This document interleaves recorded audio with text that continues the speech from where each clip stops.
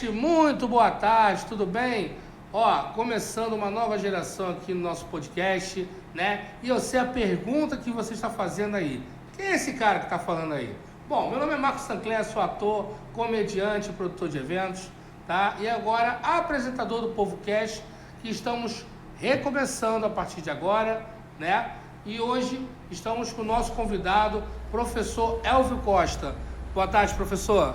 Boa tarde, Marcos Sancler. É uma satisfação imensa estar contigo hoje, então, debutando essa nova fase do programa.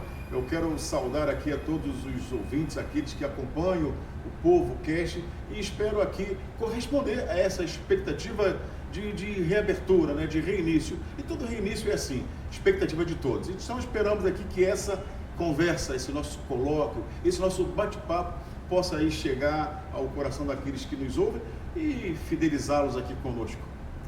E vou falar, nós começamos aqui, nós tivemos uma conversa antes, né, de a gente começar o podcast, e seria uma conversa prévia de 15 minutinhos para se conhecer e tal, e passou de uma hora, né, professor? Passou de uma hora, estamos começando hoje, né, e foi muito produtivo, e agora nós vamos recomeçar e falar tudo e mais um pouco, tá? Bom, professor Elvio Costa, sou escritor, jurista, professor, escritor e tem muito mais coisa também. Pode parar por aí, tá bom. Assim, o que eu diria de mim mesmo? O que eu diria sobre mim? Eu sou uma pessoa apaixonada pelo conhecimento. Eu amo o conhecimento. E eu acho que a força motriz, a força motora, aquilo que move o mundo, efetivamente deve ser a busca pelo conhecimento. Então eu digo assim, eu sou um curioso da vida e nessas minhas curiosidades busquei várias formações. Eu sou graduado em teologia, graduado em direito, graduado em pedagogia, química, física, biologia. Ou seja, eu fui a cada dia mais tentando buscar conhecimento. Mas o mais importante é que a minha busca do conhecimento não era somente para mim, era para que eu pudesse ser um professor melhor. Porque a grande satisfação de um mestre, de um professor, é ser, preste atenção, superado pelo aluno. Todo bom professor, ele quer ser superado pelo seu aluno. Ou seja, ele olha aquela pessoa que agora está maior do que ele, e ele fez parte daquele processo de construção.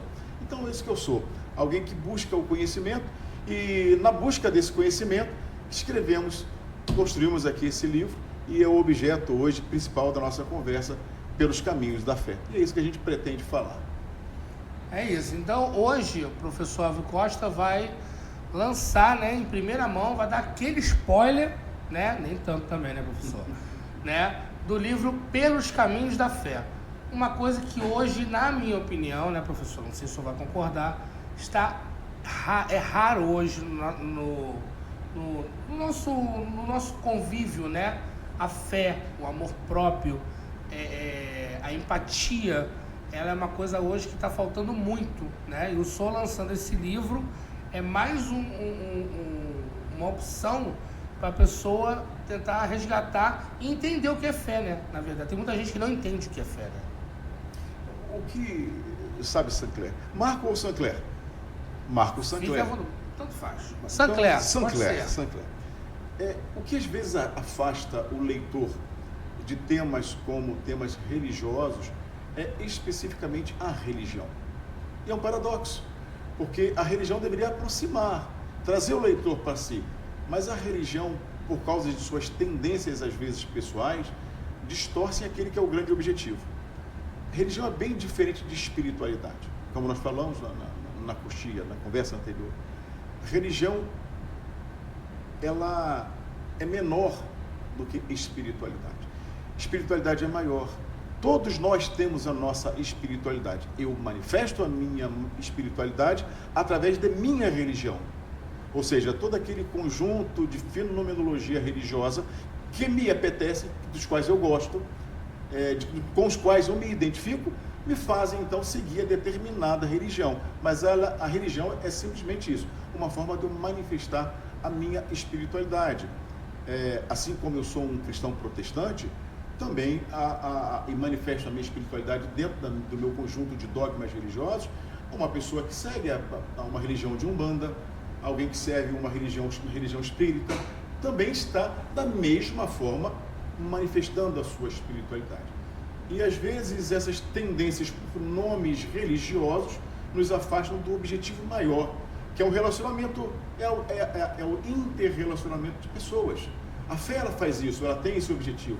A religião deveria ser isso, o grande caminho de confluência, de convergência de pessoas, mesmo que com objetivos diferentes. Então, mediante a isso, quando eu, desde que eu recebi a informação que você ia vir aqui para a nossa entrevista, eu estudei um pouco, da sua carreira, de tudo que você faz, e eu assisti um filme. Quando eu vi que você é professor e que você é cristão, eu me apeguei muito num filme. Você já assistiu aquele filme Deus Não Está Morto? Sim. Então, não sei se você lembra, esse filme, ele é um aluno, que ele é cristão, ele entra na faculdade e ele entra numa aula de filosofia que o professor, ele é ateu. Ok, até aí tá tudo certo, cada um é o livre-arbítrio. Só que aí o professor, ele coloca durante as aulas dele, dando aquelas alfinetadas, que Deus não existe, que Deus não sei o que, bababá. E aí ele se sente incomodado. Aí que começa a surgir o grande embate desse filme, que pra mim se tornou um sucesso. Qual a sua opinião sobre esse embate, essa parte do professor ateu e desse aluno cristão? Qual a sua opinião sobre esse filme? Essa mensagem que foi passada, enfim. Bom, sobre a mensagem que foi passada no filme, todo ser humano, ele tem dúvidas existenciais.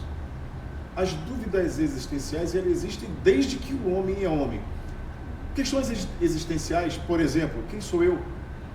De onde eu vim? Para onde eu vou? Ou eu entrando no campo da teodiceia, que é o estudo da ciência, que eu estudo bem, eu estudo mal, por que o mal sobreveio sobre mim? Ou por que o mal sobreveio sobre outra pessoa? Ou aquela pessoa era boa e o mal lhe acometeu? Então são questões que elas são desde os primórdios da existência humana. Você tem essas dúvidas, eu as tenho, aqueles que nos ouvem também as têm. Isso é normal.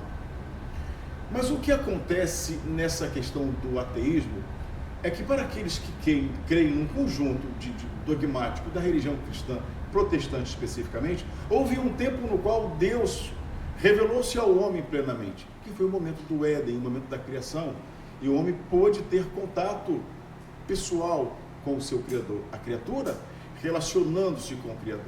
A queda, ela traz para o homem dificuldades, tais como culpa herdada, fraqueza herdada, incapacidade herdada. Quando o homem é colocado para fora daquele convívio, dentro do conjunto de crenças cristãs protestantes, eu quero dizer isso claro aqui, porque existem pessoas que nos ouvem que têm um outro pensamento sobre isso. Mas dentro da perspectiva cristã protestante, a partir daquele momento, Deus está oculto, mas ele busca agora um diálogo com o homem. E o ápice do diálogo de Deus com o homem é a encarnação do seu filho. Então, o homem que não conhecia a Deus, que não sabia a forma de Deus, não sabia o tamanho de Deus, não sabia a cor de Deus, aliás, não sabia nada. Tanto que no encontro de Moisés com Deus, Moisés pergunta, qual é o seu nome? Moisés pergunta, como você é? Deixa eu ver a sua forma. Porque o homem precisava ver a Deus. Ele precisava entender o que era Deus. Pois bem, o nível de afastamento do homem faz com que ele não creia que existe um Deus criador. Mas a partir do momento da criação em que nós recebemos em nós o fôlego da vida, nós temos elementos de Deus dentro de nós. O que eu quero dizer com isso? Que o maior dos ateus, o maior de todos os ateus, eu vou tomar aqui como, por exemplo, aquele que nós falamos sempre, a própria temática do filme, que Deus era... Qual é o nome do filme? Deus Não Está Morto. Deus Não Está Morto. Nietzsche, ele diz, ao contrário, Deus está morto. Ele afirma, Deus está morto. E quando, assim dizia Zaratustra, dentro do livro, essa frase, está lá, Deus está morto, mas na verdade, Deus não está morto enquanto a sua existência, ele está morto dentro de cada indivíduo. Então o indivíduo, à medida que ele se afasta e não conhece mais a Deus, ele tende a ter dificuldade de conhecer a Deus. E veja, é um Deus que relaciona-se pessoalmente, que ama indistintamente, sem discriminação, sem acepção, sem absolutamente nada. A única coisa que Deus cobra daqueles que se aproximam dele é a obediência. É obedecer às leis que, na verdade, são leis que são benéficas. A gente vai falar dentro do livro e fala muito detalhadamente sobre essas leis divinas e as compara a essa posição do Nietzsche. E o curioso é que Nietzsche, o maior ateu, ele escreve uma oração chamada Oração ao Deus Desconhecido, até indico aquele que nos ouve, Oração ao Deus Desconhecido. E nessa oração, em determinado momento, ele diz assim: Teu sou eu. Teu sou eu, ele falando para Deus. Teu sou eu, muito embora até o presente momento eu tenha me associado aos sortilégios. Teu sou eu. E ele diz que ele coloca no coração deles altares festivos na esperança de te conhecer. Olha como ele termina. Eu ergo no meu coração altares festivos na intenção de te conhecer, ó desconhecido. Então olha que paradoxo. Você está falando do ateuzão, o brabo, o ateu brabo. E ele diz que ele quer conhecer a Deus. Então o homem tem uma necessidade gerada pelas suas necessidades de respostas existenciais, de ter essa resposta em Deus. E só que o homem, ele se nega a procurar a Deus. Deus não se oculta de ninguém. Deus está disponível, revelado a todos, seja pela revelação bíblica, seja pela revelação especial, seja pela natureza. Deus revela-se de várias formas e de várias maneiras. E no filme especificamente, Deus está vivo. Mas Deus não se preocupa em provar: olha, eu quero que você me siga. Ele nunca te obrigou a segui-lo. Já que ele não te obrigou a segui-lo, você precisa querer provar que ele existe porque não existe. Ele só quer de você uma coisa: fé. Creia em mim, que eu vou te revelar coisas tão grandes que você não conhece. Aí, me permita, para matar a curiosidade do leitor, veja bem essa disponibilidade de Deus em ser conhecido por nós. O livro diz assim no início: a fé me ajuda a viver. A fé me dá forças para superar os desafios da existência. A fé me chama à oração, à meditação, à contemplação e me estimula a adorar a Deus, quer sozinho, no meu quarto ou na comunhão dos meus irmãos. A fé traz quietude ao meu coração. Saint-Clair, existe algum momento na sociedade que o homem tenha passado por um momento de tanta aflição? Nós já estamos saindo de um período de 2 anos de pandemia. Imagine como ficaram os corações angustiados, solidão, pessoas que perderam seus entes queridos. Momentos difíceis, dias que parecem intermináveis, feridas que parecem que não curam. Imagina o pessoal com crise de ansiedade, com crise do pânico, aquela pessoa que fica em casa. E a principal coisa que ele não podia fazer era ficar em casa, enclausurado. Sim, como é que faz? E ele não conseguiu relacionar-se. O homem é um ser relacional. Nós somos gregários por natureza, nós vivemos agregados. Eu preciso de você, você precisa de mim. Tem até um louvor das crianças da igreja que canta: eu preciso de você, você precisa de mim. Assim, eu acho que lá você deve cantar. Aquele que nos ouve também conhece. Quem conhece depois avisa aí que conhece. Até me ensina porque eu canto mal. Mas assim, veja que a fé, ela traz quietude ao meu coração, pois me dá certeza de ter sido cuidado por Deus no passado, de ser dirigido por Ele no presente e de que vou morar com Ele quando a minha história chegar ao final. Olha o que a fé me trouxe. Me trouxe tranquilidade. Uma coisa que me traz paz, ela não deve ser combatida. Por que eu quero provar que Deus está morto? O que eu ganho com isso? Se Ele não se preocupa em provar que está vivo. Ele não é invasivo, Ele não entra na sua casa sem você o convidar. Ele não entra no seu coração se você não o convidar. Ele não tem que te convencer que Ele existe. Precisa. Então é esse que é o problema. O homem, que é simplesmente o barro que sobrou, a efemeridade, o homem, a vida do homem é como se fosse assim, ó, acabou. Foram-se os dias da nossa... Hoje eu já tenho, você descobriu minha idade no início, 52 anos. Ontem eu estava na escola, eu me lembro dos meus dias na escola, talvez eu tenha mais 20 anos de vida. E meu tempo é tão pequeno para eu me preocupar em escrever um tratado sobre a inexistência de Deus. Não é muito mais fácil tentar ter paz com o meu Criador e então relacionar-me com ele para ter tranquilidade e quietura? Eu acho tem que desligar esse ar. Esse ar grande. Só ficar o ar pequeno. Pede lá pra ela, por favor. Eu acho que tá. Então, eu acho que tem um embate que às vezes acho que o ser humano. Às vezes não, acho que a maioria das vezes. O ser humano é igual me convença que você existe. Deus não tem que convencer que existe. E o embate é o seguinte: a fé, eu aprendi o seguinte: a fé é divina, a religião dos homens. Quantas coisas aconteceram na história?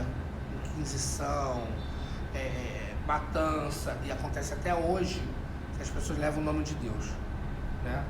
Aí, e tem a pessoa também que ela quer tudo, o ser humano quer tudo para ontem. Tudo para ontem.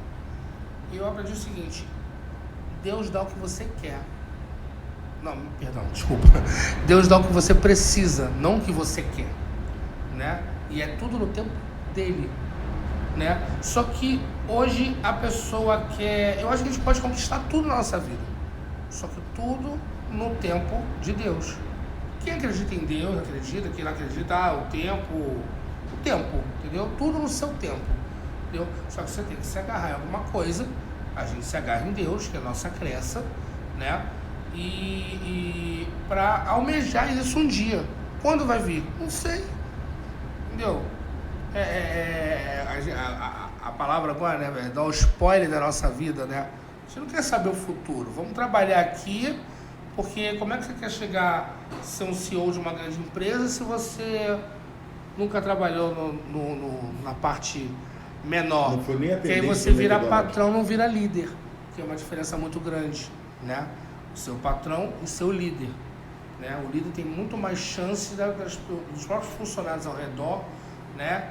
Que não precisa necessariamente se tornar amigos, na minha opinião, mas que dentro de um profissionalismo você tem um ambiente de trabalho muito mais favorável, né? E que eu falei quando a gente começou, a fé, na minha opinião, ela está muito rara, né? O amor, a empatia, ainda mais no Rio de Janeiro. Eu acho que o Brasil está um caos. O Rio está pior ainda, sabe? Você sai, você não sabe se volta. Aí a pessoa, pô, cara, você está sendo muito... Não, tá ali, cara, todo dia, você vê. Antigamente você falava assim, não quero ver o repórter da hora do almoço, tem muita tragédia, muito não sei o quê. Agora, é obrigatório, tu abre aqui o Instagram, tu tá mexendo aqui na timeline, alguma coisa assim, do nada, pum, ônibus pegando fogo, não sei quem morreu, não sei quem, sabe? Isso vem obrigação para você, né? Então, assim, junto com... Não dando muito spoiler do livro, né? Queria que você escolhesse 3 tópicos que a gente poderia dar um... Vamos chamar de trailer 1, trailer 2, trailer 3, vamos dizer assim. Queria que você escolhesse isso aí. Os trailers. Então, no trailer 1, Sinclair, você falou sobre a questão específica da empatia, que é a capacidade do indivíduo, do ser humano, de entender a dor do outro, talvez colocar-se no lugar do outro e não querer para si, para o outro, o que não quereria para si. Isso é você ter amor. E que eu sou hoje, eu sou um arauto da fé, porque a fé não faz mal a ninguém. Mas mataram em nome de Cristo. Isso é outra coisa. Isso é um contexto histórico. Os ateus o fizeram, os crentes o fizeram, todos já fizeram o bem ou já fizeram o mal. As grandes cruzadas são exemplos em que poxa, a Inglaterra com o rei Ricardo, o coração vai atrás para libertar a Terra Santa, que era santa para os outros também. Eu não estou trazendo esse contexto. Eu estou trazendo o contexto da fé como relacionamento pessoal seu com o seu Criador. Então, se eu fosse separar aqui, eu traria o capítulo do serviço. A fé como serviço. Serviço a quem? Serviço ao próximo. Que coisa melhor, Sancler, do que você fazer bem ao seu irmão? A Bíblia mesmo fala assim, melhor coisa é dar do que receber. Quando alguém te pede ajuda e você pode ajudar esse alguém, é tão bom. Então a fé como serviço tem essa qualidade. E o curioso, a fé como serviço te revela a Deus. É muito fácil eu falar que eu sou crente, eu sou isso, eu sou aquilo, se eu não consigo provar a existência de Deus. E a forma, Sancler e nossos ouvintes, a forma mais fácil de você provar a existência de Deus é você ter uma vida de comunhão com Deus, de maneira tal que aquele que relaciona-se com você perceba a presença de Deus em você. Quando perguntaram a Jesus, mostra-nos o Pai, ou seja, mostra-nos Deus, o que Jesus diz? Olha para mim. Porque quem olha para mim, vê quem? Vê o Pai. Uma semelhança. Mas por que você olhando para mim vê o Pai? Porque você vê o amor em mim, porque eu estou cuidando de você. Você vê o amor em mim, porque eu estou preocupado com você. Então, agora, aí eu não tenho amor pelo meu próximo. Eu minto para o meu próximo, eu traio o meu próximo, eu faço tudo de ruim para o meu próximo. Certamente eu não consigo revelar Deus. Eu não vou conseguir mostrar Deus para ninguém, porque eu não tenho vida para mostrar Deus. Então, quando você trabalha a questão do serviço em si, ou seja, o serviço seu para com Deus e o serviço seu para com os homens. Não adianta eu só trabalhar para Deus e esquecer do homem, porque o Verbo se fez carne, o Verbo ele habitou, ele andou no nosso meio, ele percebeu como somos de fato, ele andou conosco, ele comunicou-se conosco, ele viu de perto as nossas fraquezas, então ele viu a nossa necessidade de relacionamento, tanto que ele diz assim, o Verbo encarnado, olha, ele já tinha um mandamento, amarás o Senhor teu Deus sobre todas as coisas, e um novo mandamento eu vos dou. Qual é o novo mandamento? Amarás o Senhor teu Deus sobre todas as coisas e ao teu próximo, como? Como a ti mesmo. Amarás o teu próximo como você ama você. Eu tenho certeza que você acorda e você toma seu café. Você acorda e faz a sua higiene. Você, na hora do almoço, você interrompe para poder, você pensa no seu futuro. Ora, como eu posso então amar o meu próximo como a mim mesmo e não me preocupar com o futuro do meu próximo? Então, a preocupação, só que os tempos atuais, a aceleração da modernidade, ela nos faz ficar ansiosos. E a própria Bíblia nos ensina, não estejais ansiosos. Porque a vida não é só comida, a vida não é só bebida. A vida não é só, a vida é mais do que isso, na verdade a vida é eterna. E nós esquecemos desse detalhe. Aí eu te pergunto, a fé, ela me dá a esperança de morar um dia em outro lugar. Que lugar é esse? No meu caso, que sou cristão protestante, eu creio que eu vou um dia morar com Deus. Mas outras pessoas creem em outras coisas. Mas para que eu possa ir um dia morar com Deus, eu tenho que ter um padrão de vida aqui. E se você parar para reparar o padrão de vida que eu tenho que ter aqui, não faz mal a ninguém. Muito pelo contrário, eu tenho que amar o meu irmão. Então a religião, nessa perspectiva, ela é ótima. Ela é saudável na perspectiva do serviço, do relacionamento. A religião, e a gente trata dentro do livro dessa questão, às vezes ela tem esses cismas, às vezes ela tem essa negação, às vezes ela tem essa refutação, essa resistência, porque aquele que está comunicando a palavra está comunicando a sua opinião e não a opinião de Deus. Uma coisa que me surgiu falar com o professor é muito, pergunta. Fala muito, hein? Não, mas falar com o professor fala muito. É bom que a gente absorve, né? Por conversar com o professor não é todo dia que a gente conversa, né? A gente conversar com o meu professor, aqueles que eu tinha uma amizade, né? Quando eu estava no colégio, né? Então, e tem alguns que só vão lá. A gente tem uma empatia por cada professor, sim, né? Sim, eu gostava do professor Diego de História, eu gostava do professor Alberto de Química, né? E assim, a gente tem professor meu que é amigo meu até hoje, sabe?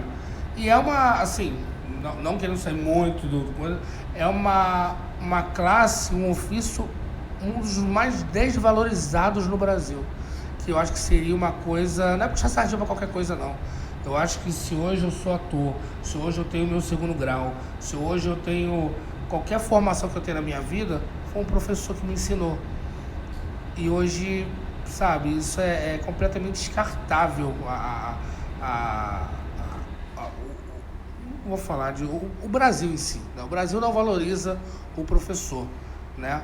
Sinclair, pegando um gancho que você diz, o Arnaldo Antunes, vocalista do Titãs, ele tem uma frase, me parece que é daqueles monólogos que ele faz, não sei se é uma música ou se é uma frase, me corrija os ouvintes, ele diz assim: tem gente que faz chip e tem gente que faz site, tem gente que faz chip e que faz site.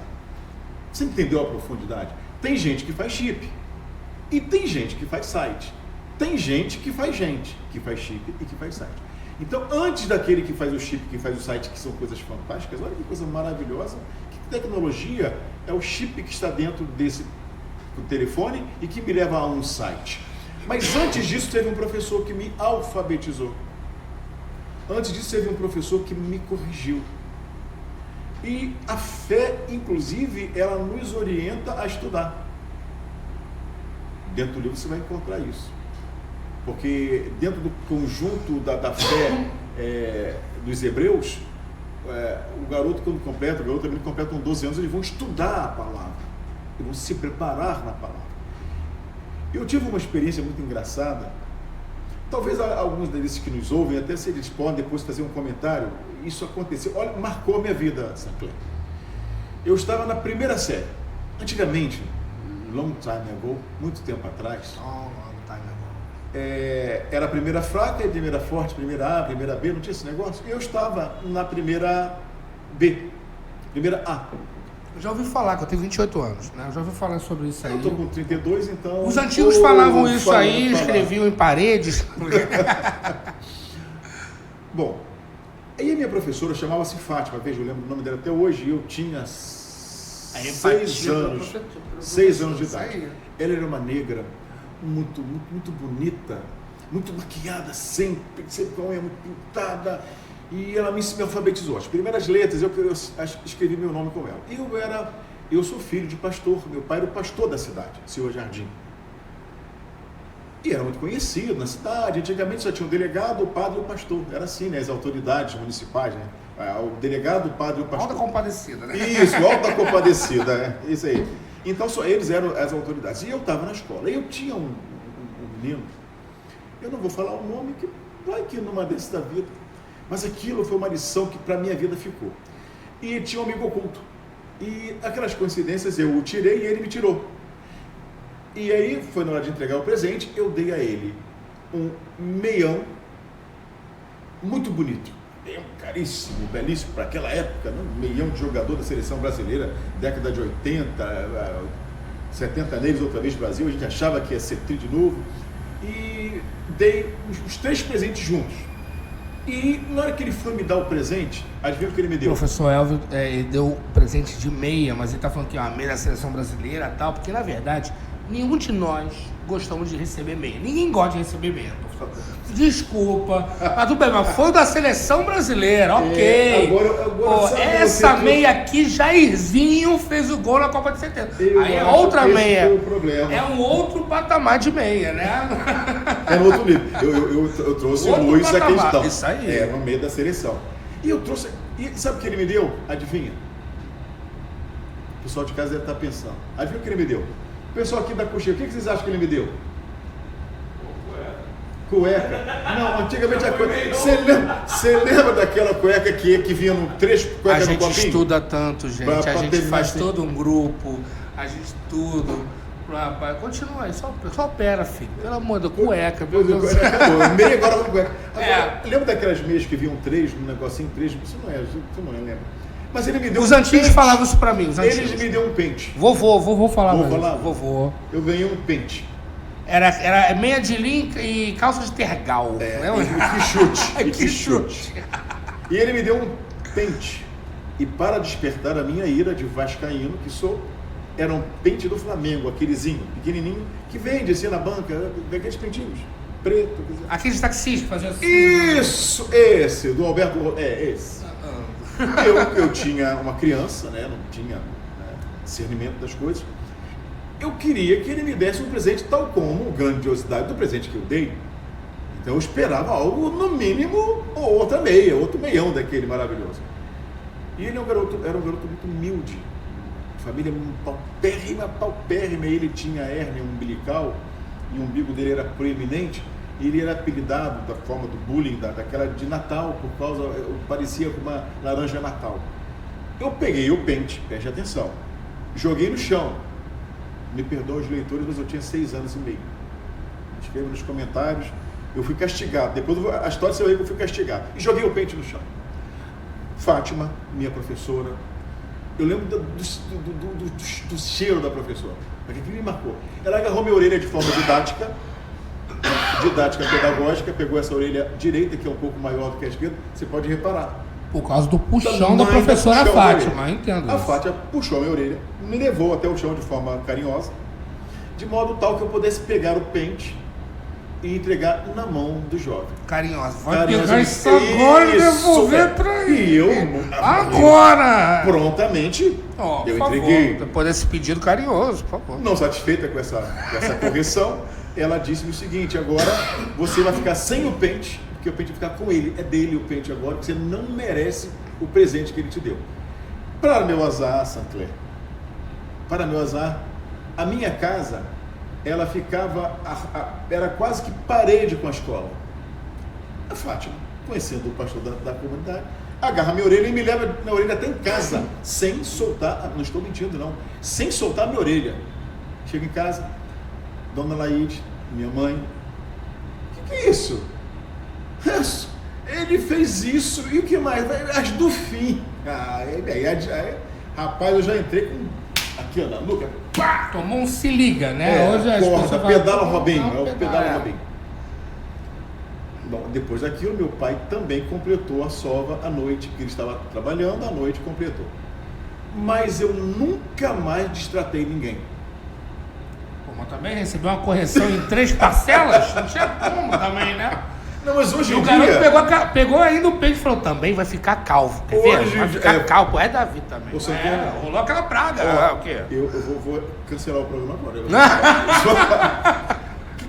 Rapaz, se hoje em dia o professor faz um negócio assim, você sai dali presa. Se eu pudesse, eu pediria que ela me corrigisse em outros momentos da minha vida, que talvez eu não tivesse errado, perdoe-me a redundância, outros erros que eu vi. Porque ela foi muito firme, muito enérgica, que ela queria o meu bem, não só o meu bem, queria também. Então, educação é essencial. Um juiz é um juiz, mas ele passou por um professor. Eu não posso admitir um cara ganhar 30, 35 mil, 40 mil e um professor ganhar 2 mil, 3 mil reais. Aí você vai dizer, tem menos juiz do que professores. Então você consegue pagar mais a ele. Olha só, você consegue fazer tanta coisa. Então diminui um pouco o salário deles e aumenta os de cá. Porque se você tem uma boa educação, eu não estou falando de religião, eu estou falando de uma boa educação. A educação, ela é cívica, a educação, ela é prática de cidadania, ela é prática de relacionamento. Se você tem um professor animado, um professor bastante entusiasmado com o processo de ensino e aprendizagem, ele vai ser um professor que eu, na minha leitura, entendo que ela se preocupou comigo. Dirão hoje os novos pedagogos que não, eu sou pedagogo também. Não, foi um ato de violência, não. Eu gostaria que ela fizesse a mesma coisa, inclusive com o meu filho. Vai dar confusão agora no podcast. Vou dizer que eu não pode. Posso falar essas coisas? É opinião, né? Eu tenho que ter minha opinião, né? Lógico. Então é isso, eu acho então que é a educação. Então, dentro da perspectiva, olhar esses pontos do livro, essa questão é muito importante. E essa revolta, né, a questão do serviço, fé e serviço, e essa revolta do homem contra Deus, para com esse negócio. Aqui Deus não está preocupado com isso, não. Não está preocupado mesmo. Pois é, e a pessoa fica, eu não acredito em Deus. Deus é isso. Então, mas Deus não fala nada mal de você, porque Deus está falando mal de você? Por que você está falando mal de Deus se Deus não está falando mal de você? Posso te fazer uma proposta? Tente relacionar-se com Ele. Eu tenho certeza que Ele vai falar com você. Aí você vai ficar crente bobo igual a gente. E foi o que eu falei na nossa conversa informal, mas aqui a sua professora não te deu muita educação, não. Você deixou pouca água. Por favor, cadê a água? Aqui pro nosso convidado. A sua professora.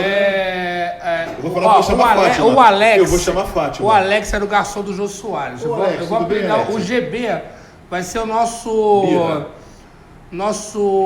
mexicano. Vai ser mexicano. Esse bigodinho. Não, sei lá, alemão, pronto. O GB, você acredita em Deus? Com certeza. Com certeza? Heinz, Viu? Obrigado. Muito obrigado, né? Você quer aquela pausa do futebol, né? Pausa para hidratação, né? Por favor. Depois traga 2 cappuccinos, por gentileza, tá bom? Obrigado, tá? Passar na frente da câmera também. Então, voltando aqui. Cara, então, o que eu fico bobo às vezes é o seguinte. O João Carlos, que mora lá em Gero Pedreira, ele fala assim: Deus, me convence que vocês dizem. Cara, olha, é só uma piada, tá? Se eu fosse Deus, eu falasse assim: João Carlos, tu mora em Gero Pedreira, cara, eu tô com a guerra da Ucrânia aqui, ó. Tá? O Rio Grande do Sul tá debaixo d'água. Pelo amor de Deus, você quer que eu vá convencer-te que eu existo? Ah, pelo amor de Deus, né? Não, então, é isso que eu acho que é o grande embate. E o que você acabou de falar. Cara, a gente está numa geração hoje que está discutindo o óbvio. Cara, a educação é o start de tudo. Entendeu? E, mas minha mãe era tal coisa e meu pai não sei o que, eu não tive família. Cara, eu tenho um tio, ele tá vivo ainda, tenho um tio que ele, foi alta patente das Forças Armadas, já tá na reserva já, só que ele vendia bala no sinal em Niterói. E aí? Qual é a desculpa agora? Fala aí, o que você tem para me dizer? Claro, acredito que o caminho seja muito mais longo, muito mais árduo, mas não quer dizer que você não vai conquistar. Entendeu? O problema hoje do ser humano, eu vou dizer, para mim é o seguinte: eu quero isso e eu quero no meu momento, mas não funciona assim. Entendeu? Muita gente só vai na igreja, isso eu falo de pessoas que eu conheço, tá? E eu também, às vezes, sou assim. Eu só vou na minha igreja quando eu preciso. Eu já fui lá agradecer? Quantas vezes eu fui lá porque eu precisei? Quantas vezes eu fui lá quando eu consegui, fui lá agradecer? Em qualquer religião, ou então só quando eu fui educado de falar assim: antes de dormir, reza o Pai Nosso e Ave Maria. Me pergunta quantas vezes eu faço isso hoje. O máximo que eu faço, isso aí eu não é todo dia, tá? Eu chego na casa da minha mãe, benção, mãe. Eu chego na hora do almoço, na minha refeição. Eu aprendi assim. E eu vou para debaixo da terra assim.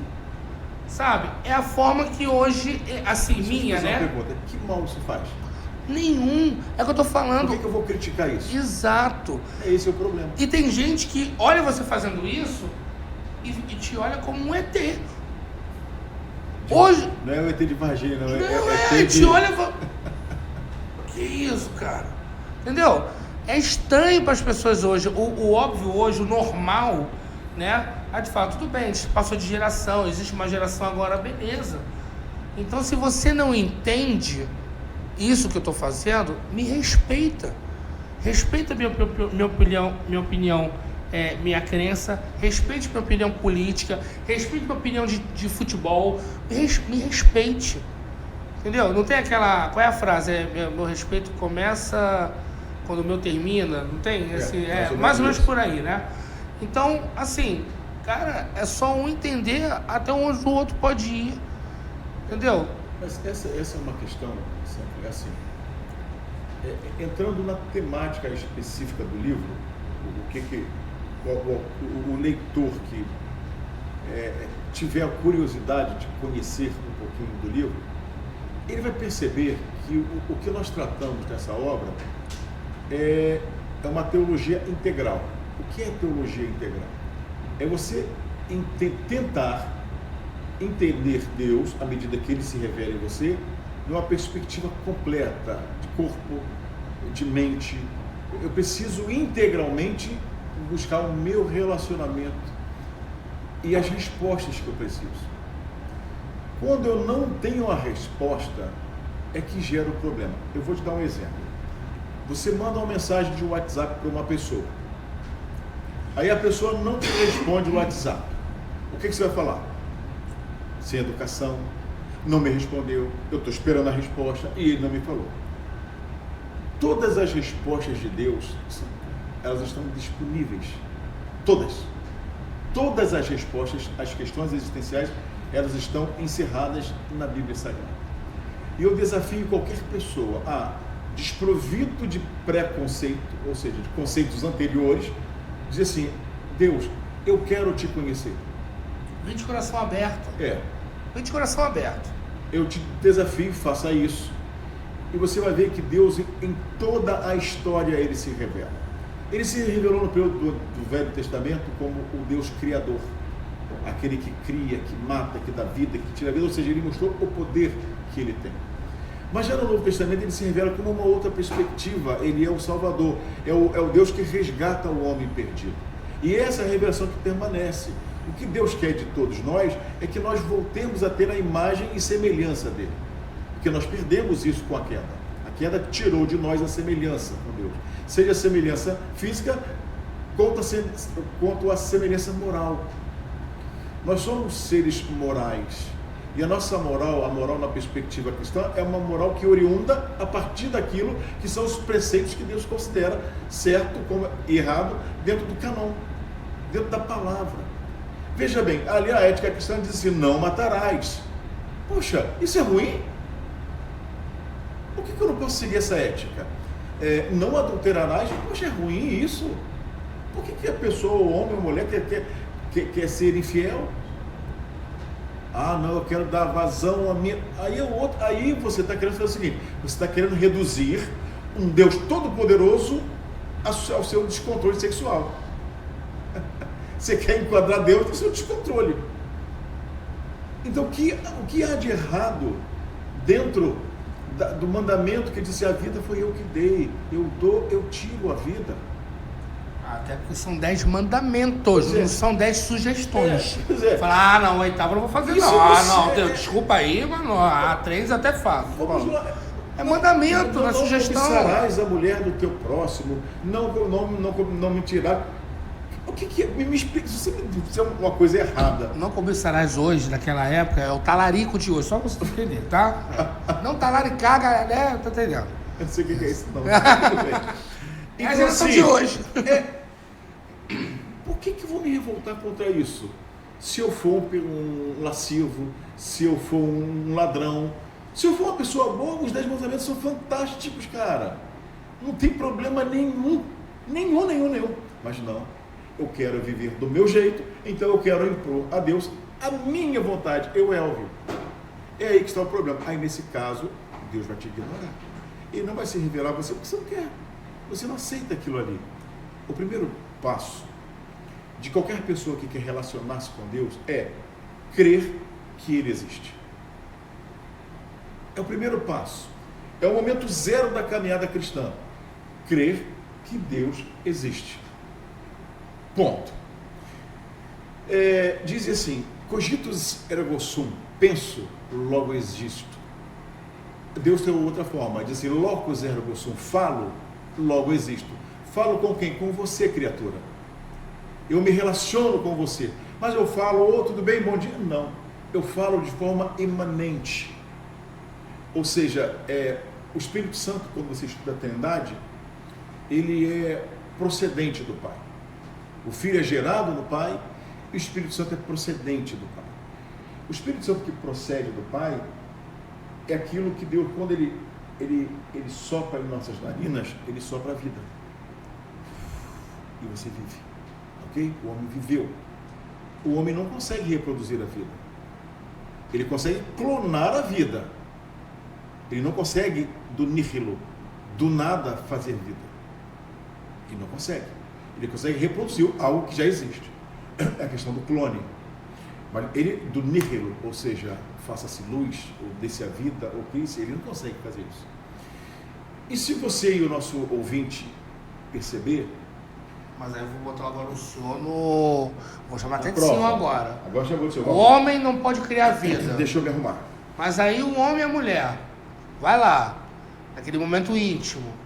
Aí depois a mulher gera... Calma aí, escuta. Não, prepara não, vai mais profundo. Aí agora a mulher gera vida. Aí nasce o quê? A vida. Responde aí, Sherlock Holmes. Fala. E aí? Não, Sancler. Vamos lá. A próxima vida que sairá dali, ela virá ligada por um cordão umbilical. Sim. Ok? aquela vida, ela foi ligada à mãe. A mãe foi ligada à avó. A avó, a bisavó, a bisavó, a trisavó, a tataravó, etc, etc, etc, etc. Vai seguir. Todos eles. Genealógico todo. Não existe uma vida sem a sequência da outra vida. Sim. Ah, mentira, Elvio. Nasce proveta. Mas você pegou o esperma e pegou o óvulo e houve o quê? A fecundação. Então você pegou uma vida e outra vida. Duas vidas num ambiente uterino simulado e trouxe a vida. Então você não criou vida nova. Eram vidas que já existiam. Zero possibilidade desse. Quando eu digo de criar a vida, é esse momento inicial que Deus sopra. E quando ele soprou lá no nariz de Adão e que chegou a você, quer dizer que todos nós, eu, você e aqueles que nos ouvem, até o Alex, todos nós temos a natureza de Deus em nós. Todos nós temos a tendência para o bem.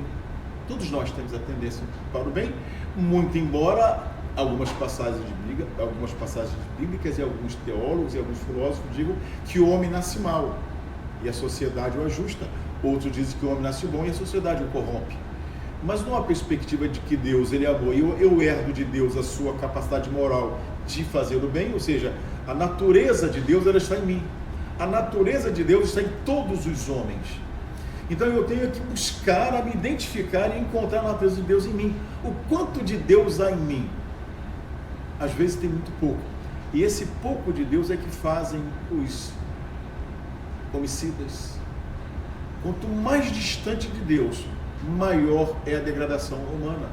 Porque muito embora eu tenha uma tendência, se eu busco a natureza de Deus, eu tento mortificar a minha natureza. A minha natureza é aquela, de queda, de fraqueza, de baixeza, de vileza, sabe, da lama.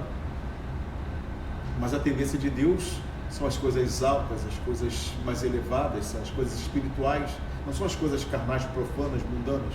Então, à medida que eu quero ter essa natureza que me foi inserida nas minhas narinas lá atrás, às vezes eu estou em casa, você está em casa, você sente um negócio e dá vontade de chorar e te dá uma alegria do nada, ou te dá uma tristeza, ou você vê uma coisa e você tem piedade daquilo. É Deus em você, rapaz. Você não pode negar isso. Eu vou usar alguma frase que os jovens... Deus é sinistro.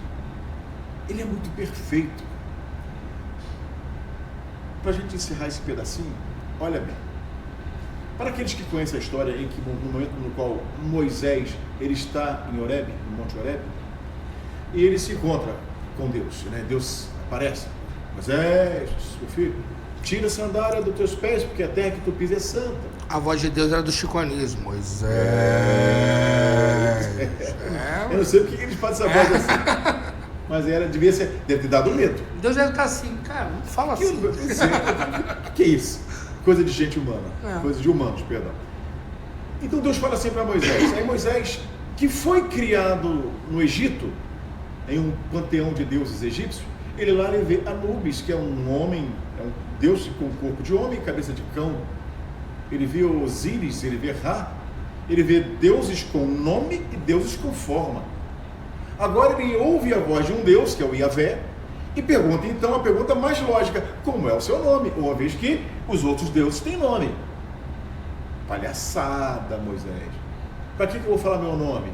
Até porque as suas palavras, elas não são suficientes para revelar a sua linguagem, que é a linguagem pós-Babel, é uma linguagem que nem comporta a minha grandeza.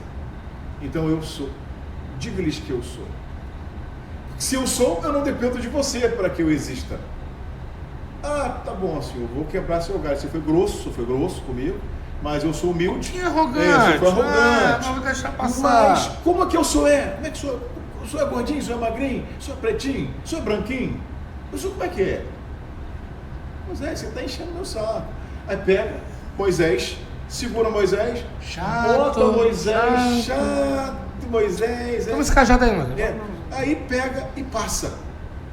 Olha, Moisés está sendo seguro por uma mão de Deus na rocha, e Deus passa. Pô, então esse cara não tem forma. Ele é um Deus amorfo. Imagine se Deus se chamasse Tucurutu. Todo mundo no mundo se chamar Tucurutu. Inventa esse nome aqui agora. Joaquim. Imagina se Deus fosse gordinho. Todo mundo ia querer ser gordinho. Se Deus fosse magrinho, todo mundo ia querer ser magrinho. Se Deus fosse pretinho, coitado dos branquinhos. E se a gente já faz isso sem saber como Deus é, imagina se soubéssemos como Ele é. Se ligou? Então Deus não se limita à nossa vontade, porque Ele é transcendente, Ele é para além do que somos. Você acredita que eu já vi um cartaz numa igreja, não na minha? A gente fazia eventos católicos, a gente né? trabalha com fonte, disse o nome. Olha, trabalha com fonte. Eu não me lembro, eu sei que era uma igreja em Caxias. Eu entrei. Já melhorou, Caxias. Eu entrei na igreja. Do lado aqui de confessionário, tinha as partes e tinha era a campanha da fraternidade. Todo ano tem, né? Tinha o cartaz com Jesus, Maria e Deus. Eu vou repetir. Jesus, Maria e Deus. Pergunta aqui, não quer calar. Como que era o Deus aí? Ele era um corpo esbelto, um barbão até aqui branco e um cabelo também grisalho aqui. Ele tá parecendo aquele personagem. Maomé? Não, era. Qual era o nome? Qual era o. Não, do Senhor dos Anéis, do Senhor dos Anéis. Ele parecia o Hermeto Pascoal. Vamos dizer. Não, o Hermeto Pascoal. Eu falei, gente. Chegou. Agora a melhor época. A revelação de Deus, quem é? Hermeto Pascoal. Que loucura, gente. Celso Forgóis também, né? Todo mundo de cabelo grisalho até aqui e barbão branco. Seria o modelo. Meu Deus. Esse é o motivo pelo qual não há. Então perceba que Deus ele pode ser tudo, mas ele pode ser nada. Deus pode ser tudo, ele pode ser nada. Mas ele pode ser. Essa é a pergunta. Ele pode ser tudo e pode ser nada, mas ele também pode ser qualquer interpretação? Não, aí não. Entendeu onde eu quero chegar? Esse cartaz não estava colado num poste na Avenida Presidente Vargas. Estava dentro de uma igreja. Sabe? Perdoa-lhes porque eles não sabem o que fazem. Okay? É isso. Pronto. Não vamos perdoar. Vamos trabalhar com pessoal da igreja de Caxias. Por favor, tire esse cartaz. Só falei. Não, isso tem anos. Eu era coordenador de grupo jovem. Eu tô falando de 2003, 2004. Se o cartaz estiver lá, pelo amor de Deus, troca. Tá? E tira Deus. Mas só falei porque o professor pediu, tá? Olha, esse só foi o spoiler do primeiro tópico do livro, tá? Temos mais 2 tópicos, tá?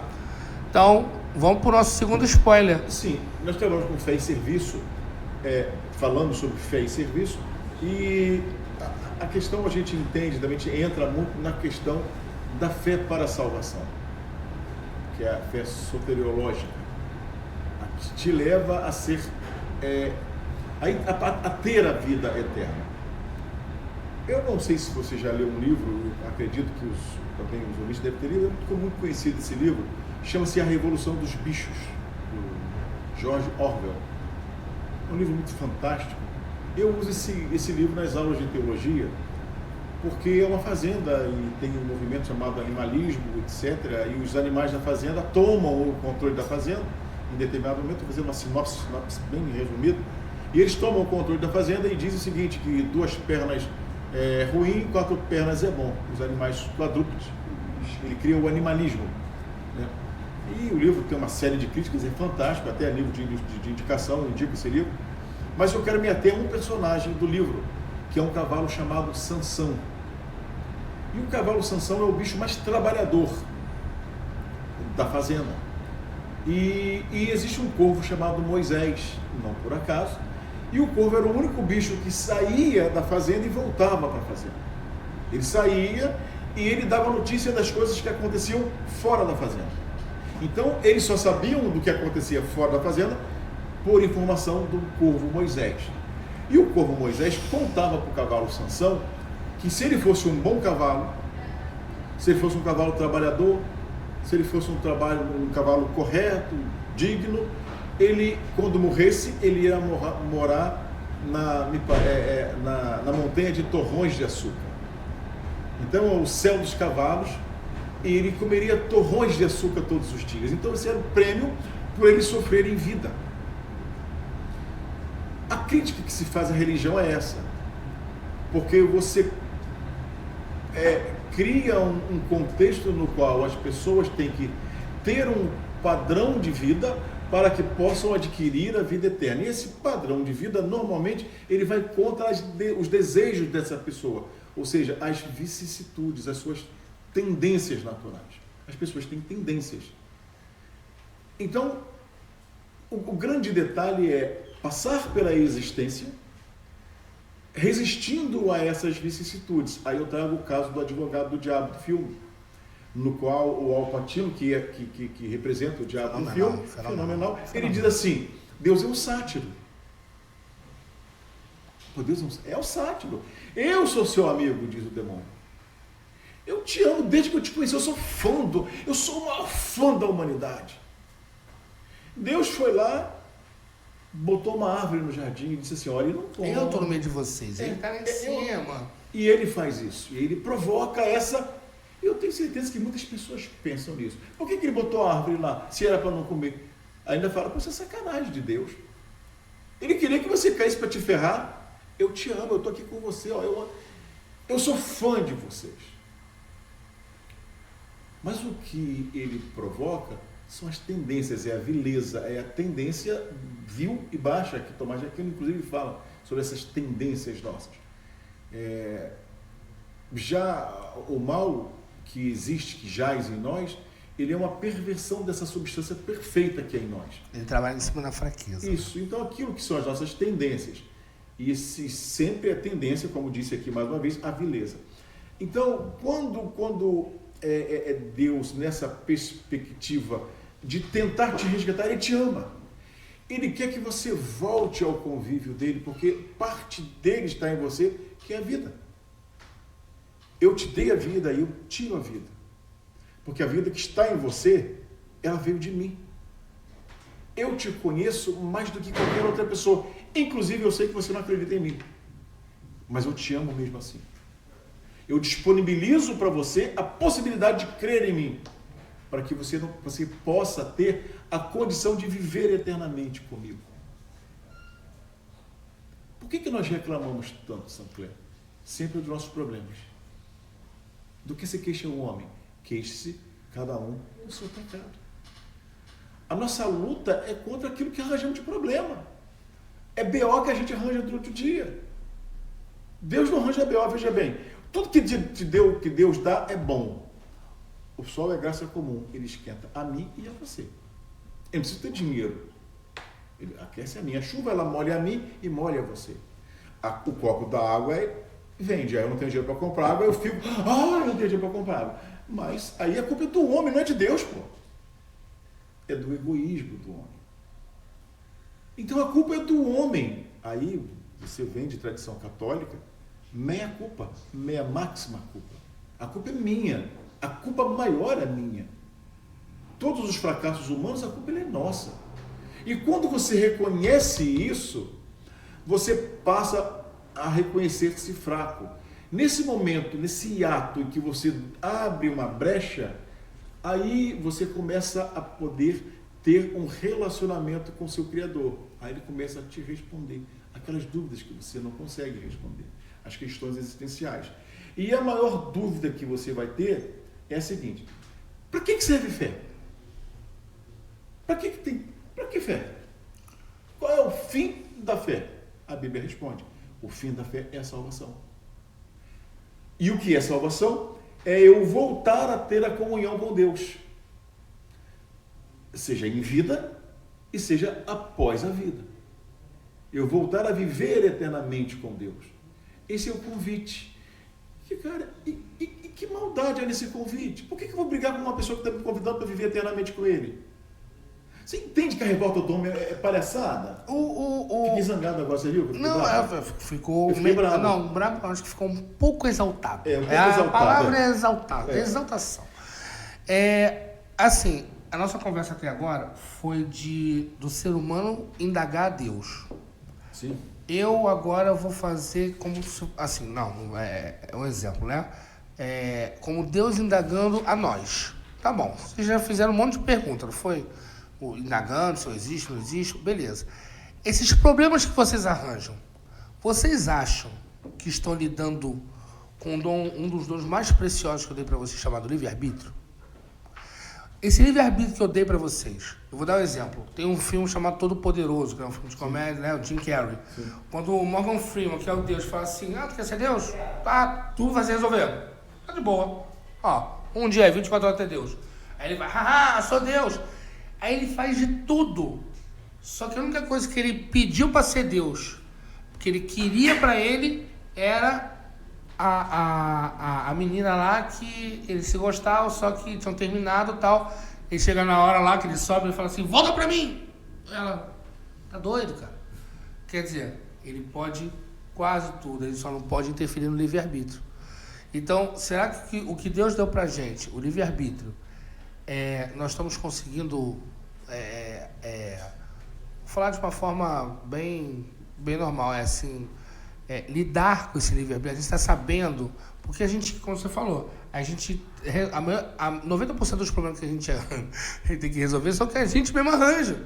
Então a gente não está conseguindo condenar a nossa vida. E os outros 10% é BO de parente. Exato, é o parente, né? Que é uma coisa maravilhosa também.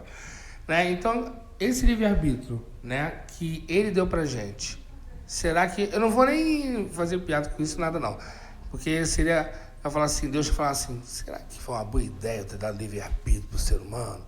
Entendeu? Mas eu acho que isso aí foi uma aprovação. O livre-arbítrio, na minha opinião, assim, eu posso até debater isso.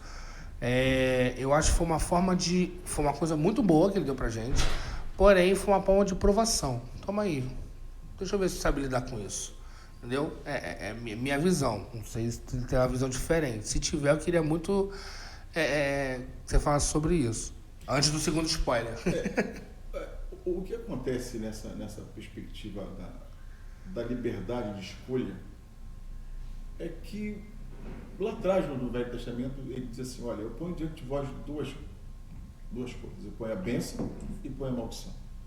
Eu vou te dar uma ideia, escolhe a bênção, porque é melhor, mas você pode escolher a maldição. Isso é bíblico, está lá no Velho Testamento. Eu ponho diante de vós duas escolhas. Ou seja, dois caminhos. O caminho de viver comigo e o caminho de não viver comigo. Mas o curioso é que, não obstante o fato do homem ter escolhido o arbítrio de não viver com ele, que é direito, ele quer se meter naqueles que querem viver com ele. Ora, se você tem o direito de não crer em mim, deixa meu saco querendo saber que eu me revele a ti. É fantástico a questão do arbítrio, porque o final do filme do Advogado do Diabo, ele diz assim, ele se mata, porque ele diz, eu posso escolher não estar com você. E ele escolhe não estar com o diabo. É uma opção dele. Até o diabo foi naquele momento, sofreu as consequências da livre escolha. A promessa que Deus faz para aqueles que se reconciliam com Ele é ter parte na vida eterna. E o arbítrio é justamente isso, eu escolho a vida eterna ou não escolho a vida eterna. Só que é bom que você escolha a vida eterna, porque eu sou Deus, eu sei tudo. Eu sou atemporal, eu caminho para além do tempo, eu caminho depois do tempo, eu caminho antes do tempo, eu caminho acima do tempo, eu caminho abaixo do tempo. Por isso que eu sou presciente, porque eu estou em você no fôlego de vida que eu passei lá atrás, e que a sua mãe, pelo cordão umbilical, te passou. Então a natureza divina, ela está disponível para você, para mim e para o ouvinte. Ela está disponível, mas eu posso negá-la. E à medida que eu a nego, eu tenho um nível maior de depravação, de separação de Deus. Você é a minha imagem e semelhança. Isso se eu quiser. Mas eu posso não querer. Eu posso querer ser igual ao Beelzebub, inclusive pessoas tentam ser. Eu posso ser irmão, eu posso, está tudo certo. Olha só, Deus não se mete na vida de ninguém. As pessoas que não creem é que se metem. É o homem, às vezes, que erroneamente interpreta as escrituras a partir da sua cosmovisão, como te disse no início, é que fazem o erro. Deus é muito simples de se relacionar com Ele.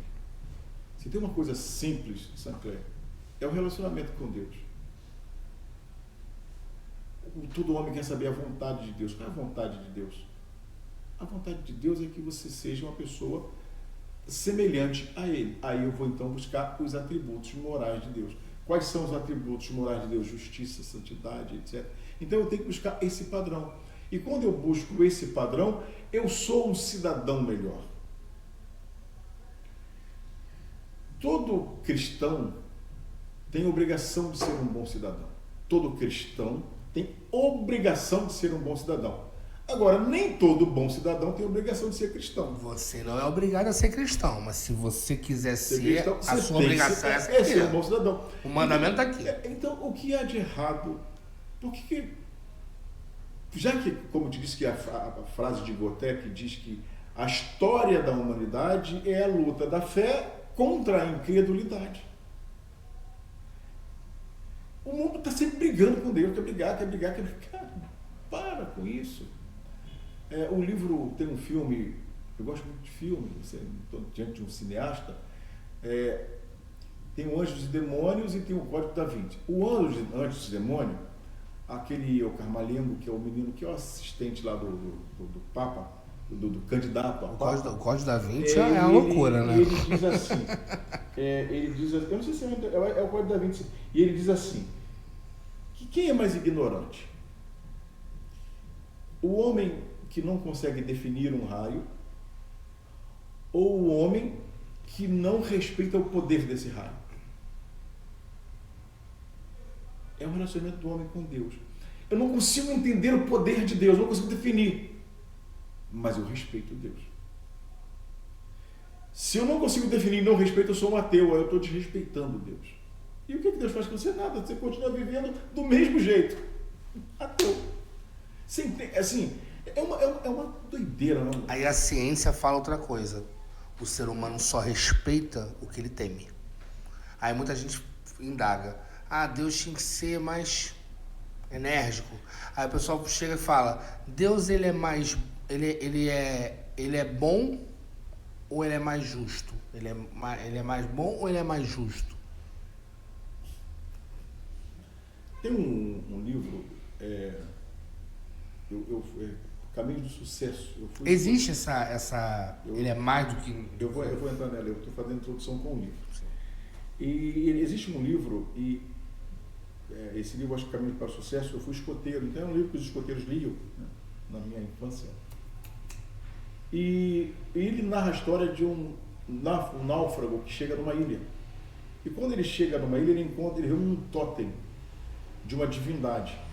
E essa divindade, ela tem duas faces. Uma para cá, uma para cá. Como fosse gêmeos, né? Isso, e eles estão de costas um para o outro. Sim. E ele repara que aos pés do Deus do mal, tem mais oferendas do que aos pés do Deus do bem.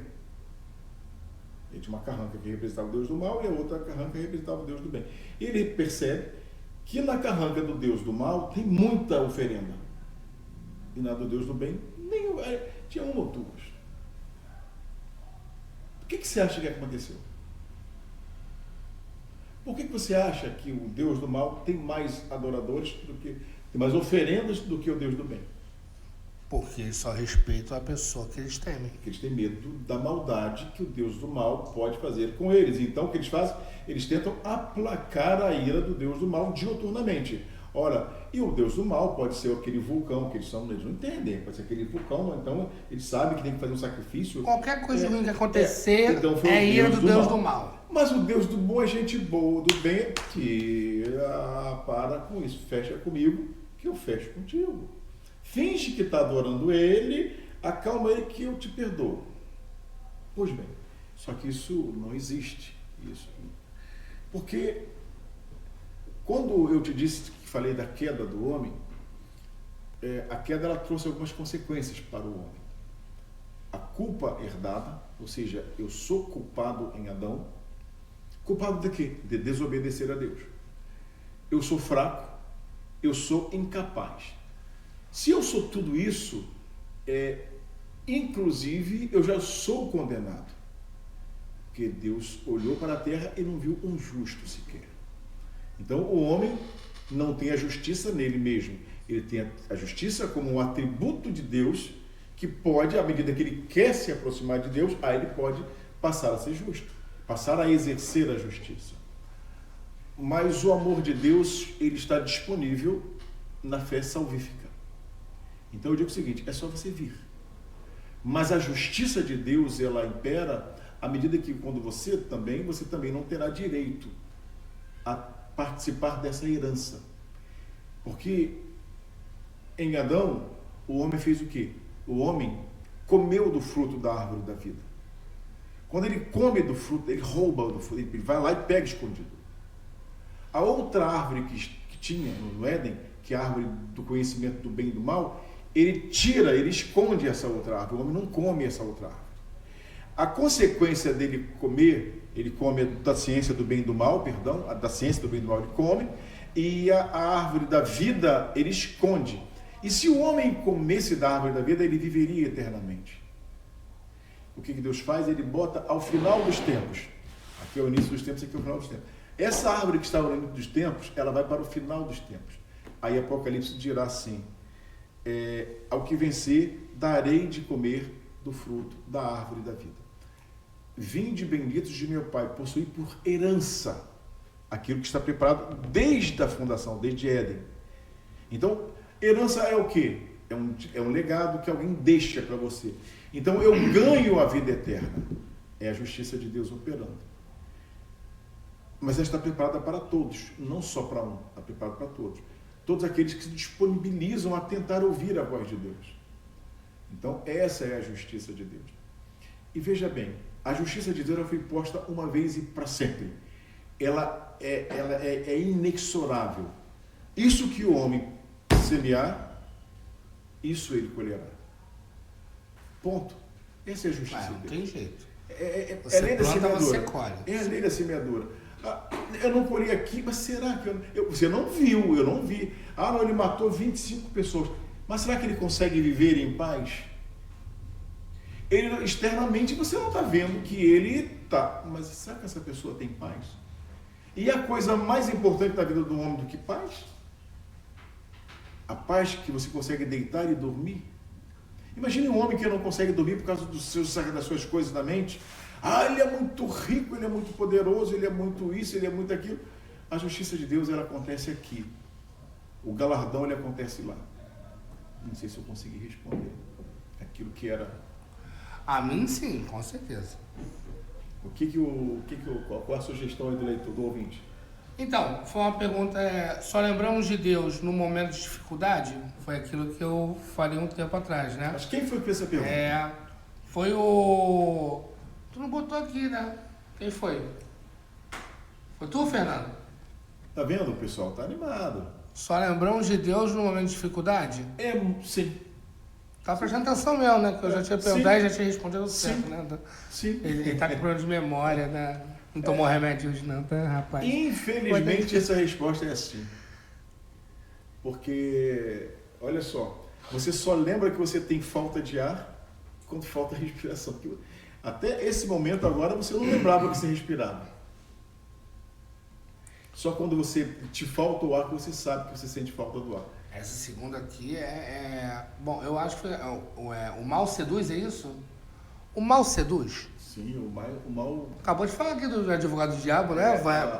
O mal, ele é sedutor. Porque, veja bem, orgasmo é uma coisa maravilhosa.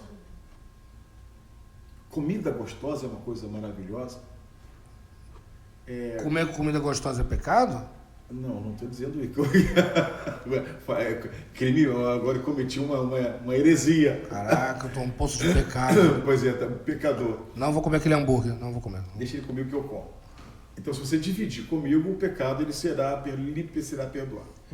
Veja bem, Tiago ele diz assim, havendo a concupiscência concebido, ela dá luz ao pecado.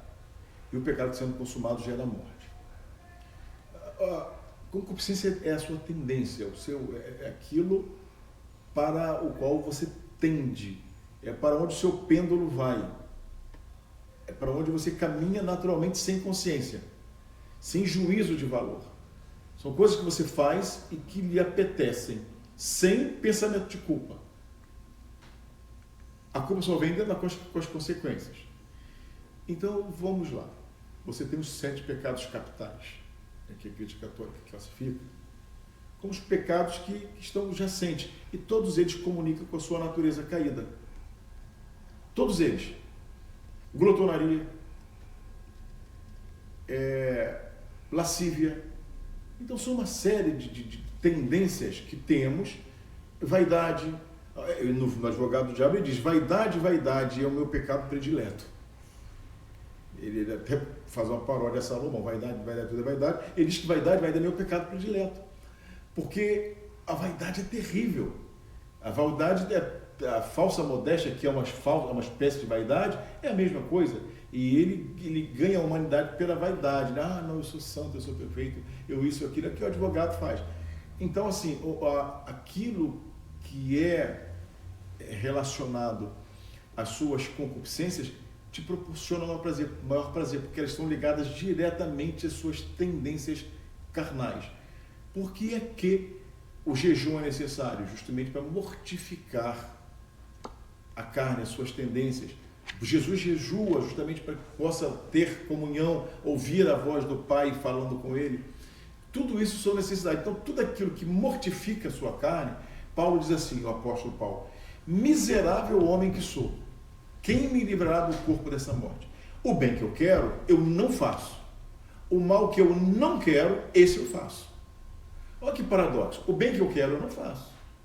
Mas o mal que eu não quero, esse eu faço. E por que eu faço? Porque habita em mim o pecado. E se o pecado habita em mim, é porque eu ainda não tive o meu contato com Deus.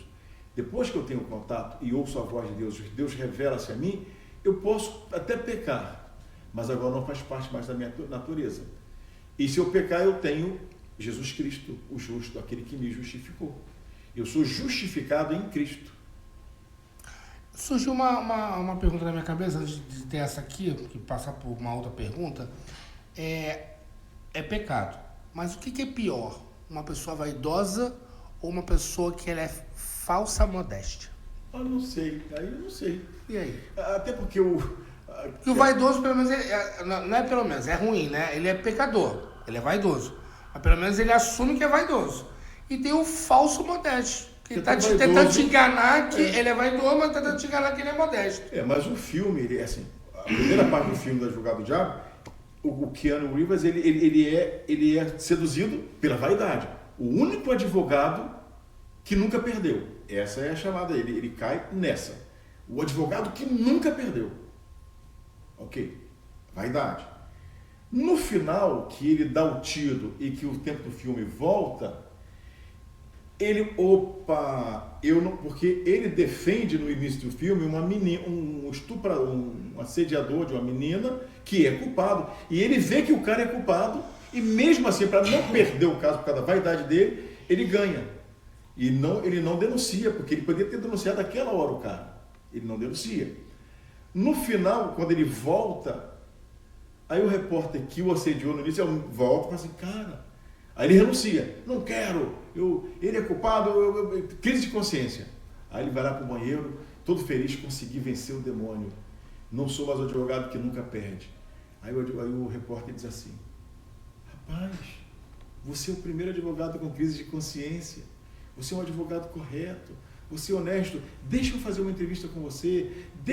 Não quero nada. Deixa eu fazer uma entrevista. As pessoas têm que te conhecer, porque você... Tá bom, passa no meu escritório amanhã. Aí o filme volta aquela cena, aí o advogado vira assim, vaidade, é o meu pecado predileto. Então, foi tão vaidade quanto o primeiro, porque ele estava enaltecendo a ele. Para a gente chegar a uma conclusão da nossa fala, a coisa mais importante dentro do relacionamento com Deus é você mortificar a você mesmo. É você entender que você não vive e que Deus vive em você. Se Deus vive em mim, então eu tenho que ter frutos parecidos com aqueles que têm Deus vivendo junto com Ele. Então eu não posso mentir, eu não posso roubar, eu não posso fazer nada disso. Porque eu tenho a natureza de Deus em mim. Sim. Mas para isso eu preciso de fé. E para ter essa fé, eu tenho que andar no caminho da fé. Aí, para você aprender, você vai ter que comprar esse livro. para você aprender. Aqui você tem todo o caminho.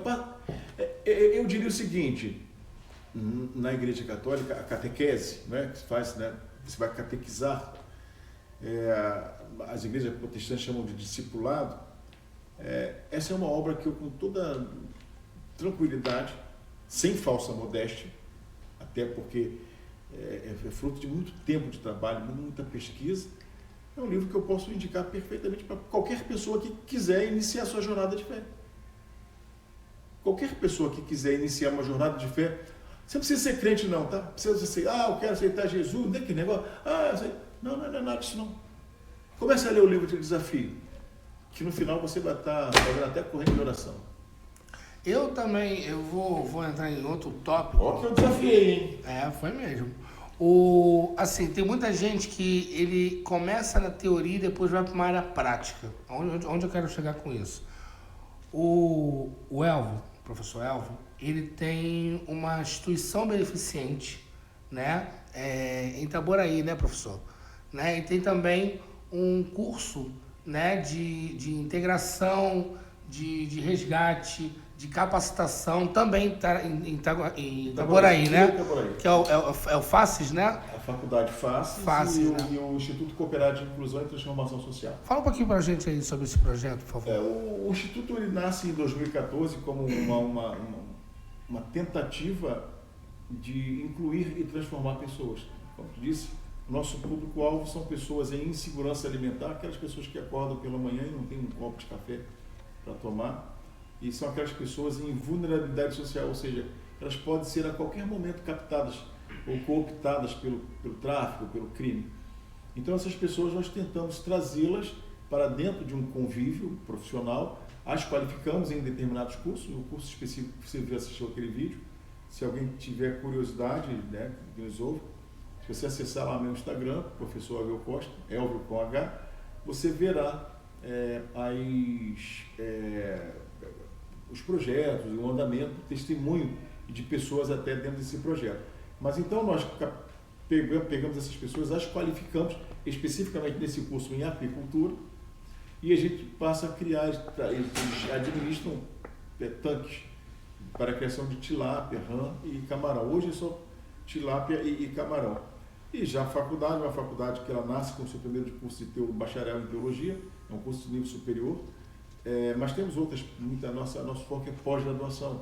Temos bastante pós-graduações, tanto na área bíblica, quanto na área das ciências humanas, sociais e etc. Então você vê que a minha preocupação é não só levar o conhecimento, eu levo o conhecimento, mas eu também levo a qualificação profissional, eu levo a empregabilidade, porque eu acho que só assim, você não tem que...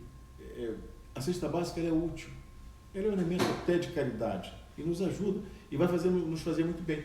Mas a melhor coisa é você poder escolher que marca de arroz que você quer, que marca de feijão, né, que você quer. É um paliativo, né? É um paliativo. Quando eu ganho uma cesta básica, eu não posso escolher o feijão que eu quero. Então, o famoso cavalo dado no céu dos dentes, né? Eu estou naquele momento e vai me ser útil naquele momento maravilhosamente. Mas eu quero dizer que eu não posso deixar que alguém que passe pelo meu projeto se satisfaça com isso. Ele tem que utilizar aquilo por um período, mas ele tem que ser um sujeito ativo, consciente dos seus deveres e obrigações e direitos como cidadão. Ou seja, de trabalhar, a partir do que eu trabalho, agora eu gero impostos, esse imposto vai servir para ajudar outras pessoas que estiveram na mesma situação que eu estive um dia. Mas as políticas atuais, elas têm uma tendência muito grande a manter a pessoa naquele estado de necessidade. De manter as pessoas querendo receber aquilo que estão felizes da vida. Estou ganhando 1.600 por mês, somando bolsa isso, bolsa aquilo, bolsa aquilo, bolsa aquilo, e não vou trabalhar. Relaxa, né? Relaxa. Estagna. Eu acho que o ser humano, acho que o ser humano tem que ser ambicioso e a verdade é o seguinte, nós estamos transformando hoje a sociedade nessa perspectiva numa sociedade preguiçosa. E a Bíblia, no livro Pelo Caminho da Horta, aqui, Salomão diz assim, o preguiçoso vai ter com a formiga. E nós estamos criando pessoas que não querem hoje realmente. Por quê? Por que eu não quero transformar essa pessoa? Você quer ver uma coisa? O nosso objetivo é falar sobre fé, né? Mas isso tira a fé da pessoa até. Porque eu vou pedir a Deus uma provisão para que eu possa ter o Jeová Jireh, que é o Deus da provisão. Eu vou pedir a Ele, enquanto Jeová Jireh, o Deus que provém, que eu tenha comida. Eu vou pedir a Ele. Mas veja bem, olha que coisa curiosa, né? Eu vou pedir. Mas eu não vou querer me qualificar. Para que eu possa, além de pedir, eu vou pedir agora saúde para poder trabalhar e eu ter a minha. Eu não quero que venha para mim enquanto eu precise. Até porque o próprio Jesus disse, os pobres sempre tereis convosco. Mas veja bem, aí você pega o governo para poder engodar, diz o seguinte, nós vamos acabar com o analfabetismo. Nós vamos dar o Enseja, é um curso que você vai lá e um dia você entra na escola e faz. Veja bem, eu estudei primeiro, segundo, terceira, quarta, quinta, sexta, sétima, oitava, nono, primeiro, segundo, terceiro ano, 12 anos de estudo. Pegam 12 anos de estudo, em uma manhã, a pessoa faz uma prova e... Aí, olha, poxa, eu consegui, o governo me deu o meu ensino médio. Ele te enganou. Ele te enganou. Ele te tornou escravo. Você continua sendo escravo. O que você aprendeu? Nada. Se você sonegou 12 anos numa perspectiva do conhecimento cristão, você se rebela contra isso. Porque você sabe que você precisa ser um cidadão plenamente consciente. Você precisa disso. E sendo um cidadão plenamente consciente, você precisa ser um cidadão útil. Para ser um cidadão útil, você precisa ser qualificado para estar no mercado de trabalho. E para eu ser qualificado, eu preciso estudar. Aí eu te dou o relatório no final do ano do meu governo, eu distribuí 10 mil títulos de ensino médio. Não precisava nem ter feito a prova, era só ter mandado pelo correio. Você não ensinou nada? O cristão... você vê que todas as sociedades cristãs têm uma excelência na busca do conhecimento. Se você parar para ver, toda a base da formação, as grandes universidades do mundo, elas têm base cristã. Porque a educação começa, inclusive, na Igreja Católica, toda a formalização dos salesianos, etc. Todo esse... Eu estudei no externato Jeremário Dantas, que ficava ali entre Praça Seca e Campinho ali. Sim. E eu entrava às 7 horas da manhã e eu cantava o hino nacional todos os dias e rezava o Pai Nosso e Ave Maria. O hino cantava, o Pai Nosso não rezava não, mas o hino cantava. Assim, isso aí de cor, tá? Não me manda cantar aqui agora, que é muito grande. Então, a terceira estrofe... Bom, e a última pergunta é a seguinte. Ser bom é trabalhoso? Não, é natural. Eu acho que é natural quando a gente é bom por natureza. Agora, quando a gente quer ser uma coisa que a gente não é... Eu vou ratificar aquilo que eu disse, confirmar. É muito mais fácil você ser verdadeiro. A verdade é muito mais fácil que a mentira. Você sabe que cantar desafinado eu canto, né? Eu toco também. Desafinar é mais difícil do que cantar afinado. Porque você tem que fazer um esforço tão grande, porque a música é tão melódica que às vezes até para desafinar é mais difícil. O certo é muito mais fácil. A mentira, ela exige um esforço intelectual muito grande para você sustentá-la. Fazer o bem é muito mais fácil do que fazer o mal. Porque fazer o bem é fluidez. Fazer o mal é arquitetar alguma coisa. Todo mundo pode tudo, na verdade, né? Agora, você quer cantar... Todo mundo canta. Mas se você quer cantar bem, faça uma aula de canto. Você especializa, né? A Bíblia te dá um conselho. O que você for fazer, fazer-o bem. Isso aí. Se você for fazer uma coisa, faz bem. Então, assim, fazer o bem é muito tranquilo. É claro que as pessoas vão divergir, aqueles que nos ouvem, mas o homem nasce mal, o homem tem a natureza pecaminosa. Não foi essa pergunta que você me fez. A pergunta que você me fez, é mais fácil fazer o bem? É mais fácil fazer o bem. Até porque fazer o bem faz bem a você mesmo. E quando você faz bem a você mesmo, você está bem, você está feliz da vida. Fazer o mal é trabalhoso. Isso eu tenho certeza. Experimenta. Aquele que nos ouve, experimenta a partir de agora só fazer o bem. Que aí você vai ver como que é melhor. Fazer o mal exige esforço intelectual, por incrível que pareça. Até para fazer o mal você tem que trabalhar.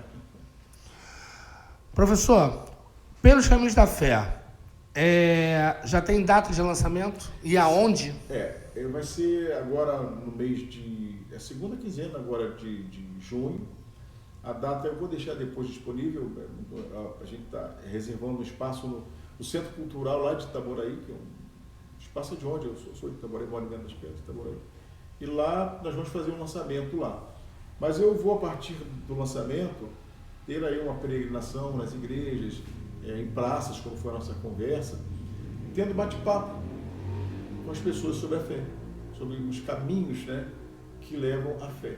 E eu tenho certeza que as pessoas vão ficar surpreendidas, surpresas, como é bom ter fé. Você sabe que na perspectiva médica, existe um estudo de Harvard que pegou um grupo de pessoas com o mesmo tipo de doença, com patologias semelhantes, e um grupo, uma quantidade de pessoas acreditavam em Deus, tinha uma determinada espiritualidade, independente do Yahvé, Elohim, tinha uma espiritualidade, e outros não tinham nenhuma espiritualidade. E o nível de recuperação dessas pessoas que eram câncer, que tinham uma espiritualidade, foi, eu acho, 40% maior do que os que não tinham. Então a fé é boa. A fé é essencialmente boa. A gente precisa aprender a trabalhar com ela. A fé, como o livro diz, a fé me traz quietude à minha alma e tranquilidade ao meu espírito. Então, gente, vamos lá. O lançamento vai ser na segunda semana de junho, né, professor? Sim, sim. Né? E a gente estava conversando antes de começar o podcast, o seguinte, da gente fazer uma... Eu não sei, nunca ouvi falar, tá? Se teve, eu não tenho conhecimento. Entendeu? Você compra o livro, né? Você lê o livro. Depois de que isso é uma experiência que você compra para viver uma experiência, né? Para absorver um conhecimento. Algumas vezes existe várias interpretações sobre isso, né? Então eu vou fazer aqui uma coisa que eu acho que vai abranger o que a gente quer e eu acho também que você precisa.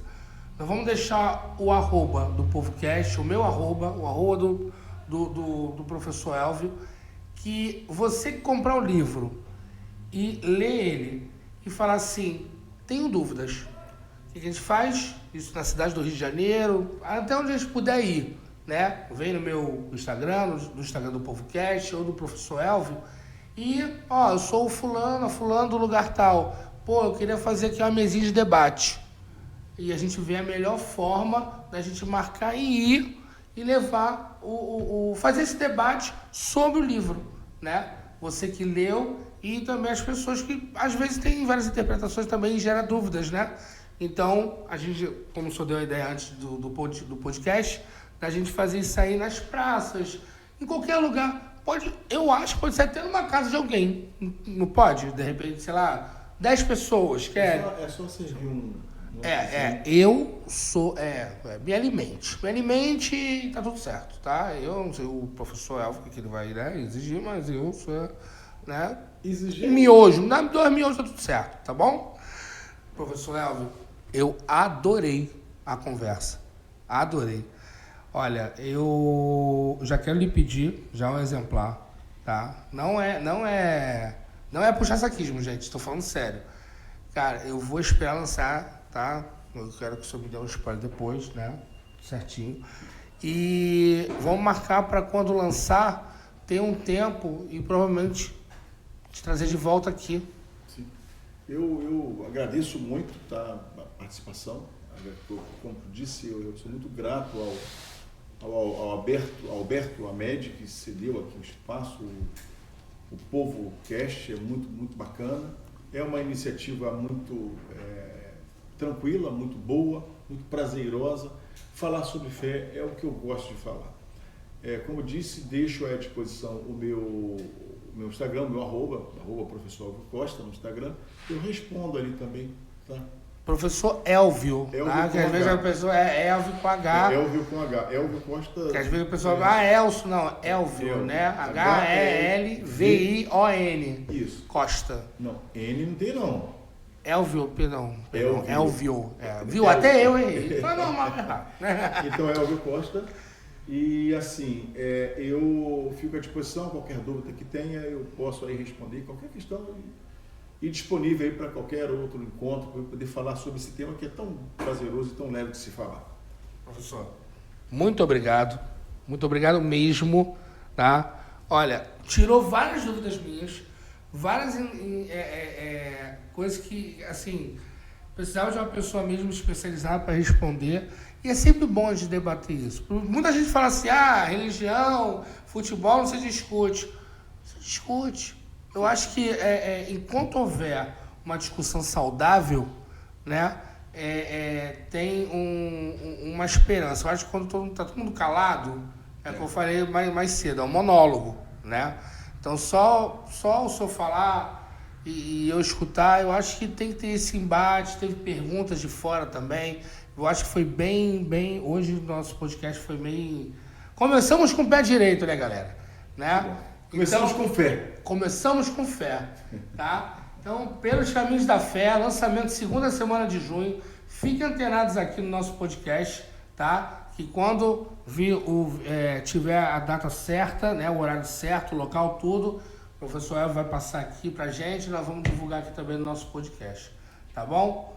Tem mais alguma coisa a falar, doutor? Não, nós só agradecer, mais uma vez, como disse, ao Alberto Amédio, que nos cede esse espaço, te agradecer também, Sancler, agradecer ao povo de casa que esse podcast vai ficar disponível.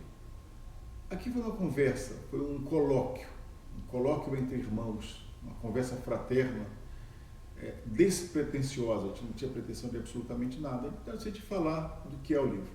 Mas eu fico aqui à disposição, espero que tenha tido algum proveito para vocês que participaram até o final, tiveram, né, a gentileza de nos assistir até o final, e fico aí à disposição de responder qualquer dúvida aí quaisquer dúvidas lá no meu Instagram. Forte abraço e que Deus vos abençoe. Ok. Galera de Itaboraí, né, e adjacências, se quiser saber também mais do projeto do Instituto Beneficente, do projeto social, dos cursos do Dr. Elvio Costa, tá? Vai lá também. Também tem lá no Instagram dele, tem lá os links, né? Tem os arrobas, vai lá, tem endereço, bate na porta. Vi lá no podcast lá do PovoCast, quero saber mais.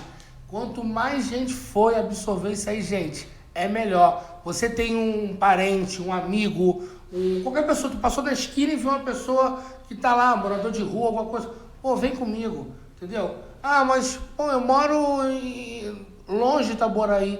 Gente, quem quer faz, quem não quer dar desculpa. Isso aí é uma frase que eu levo pra minha vida e eu vivo bem assim, tá bom? Então, até o próximo podcast. Vamos lá, PovoCast. Vamos que vamos. Valeu! Foi! Nasceu!